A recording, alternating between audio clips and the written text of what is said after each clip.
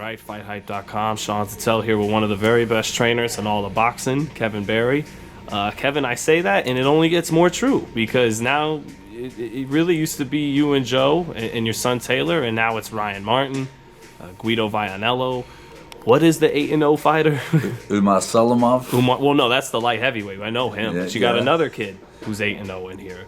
Yeah. But Mekrabon Sangranov. That's right. And I got to start though with Joe. What do we got going in 2020? Well, as we know, we had a difficult 2019 just with one fight, knocking out Alex Leopai. We were supposed to fight Chisora in October. Joe spent 4 weeks working really hard, looked really good, was really determined, very focused on going to the UK and putting a beating on Chisora, and he came down with a spider bite, which just gutted us. So I said to Joe, look, it's happened. We'd have to deal with it. So we're now into 2020. He arrived back into training camp on Sunday. This is our first week back in the gym. We're scheduled to fight February 29 at the Ford Center, just outside of Dallas. On the Mikey Garcia, Jessie Vargas undercard. He's very focused, very determined. We're looking to at least fight 3 times this year. We've got the possibility of Joshua walking away from the WBO belt, or the WBO belt being stripped from him because he's got 2 mandatories to take at the same time. And as we know, Usyk is the mandatory number 1. Well, Joseph Parker is sitting there at number 2 with the WBO. So who knows what 2020 could bring? But one thing for sure, we're going to make up for the lost ground of 2019. It's highly Usyk is so highly rated. I mean, the man is top 5 pound for pound. But do you see in him, being that he's a cruiserweight moving up, an opportunity for Joe to beat a guy that a lot of the public thinks he would lose to? Look, I really do. I don't read too much into Usyk's first fight at heavyweight against Chaz Witherspoon. He looked very ordinary in that fight. He looked like he was still making the adjustment to moving up to the heavyweight division. And I expect him to be a lot better in this next fight. But sure, we would love the opportunity to put a big, strong, and when I say strong, Joe at the moment is the strongest he's ever been in his career. We did a lot of strength work last year. He's got a lot of muscle on his body at the moment, and he's really feeling the strength in his training. So, to get the opportunity to get out there and to be physical with a very elite, a very skillful fighter like Usyk is something that's very exciting and very appealing for Joe and myself.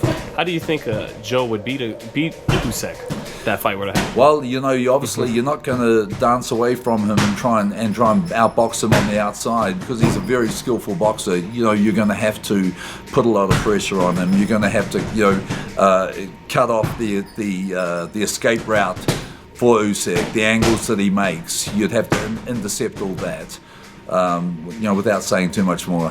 Right, and the Joe does also have a tremendous jab. I mean, we know Joe's speed would really be a factor in that fight. And Joe now, last year we spent a lot of work on his right hand, and I believe his right hand is back how it was earlier in his career.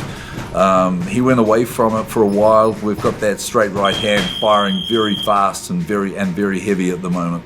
I know Usyk, like Lomachenko, those out of that great Ukrainian school, they like to kind of throw softer punches on rangefinder ones, and then boom, there comes the big one. Do you feel like as Usyk is throwing those softer shots that Joe would catch him something? Oh, look, obviously a guy like that, and it's a very tricky question by you, because I already said to you without saying too much more. Right. Somebody of the boxing IQ of an Usyk, you can't let him dictate things with his skill set. You have to punch when he's punching, and we would be. Right, and it would be. And it'll be a lot harder than what he's throwing. Exactly, right, being that it's a cruiserweight coming up to heavyweight. And we would make it a very physical fight.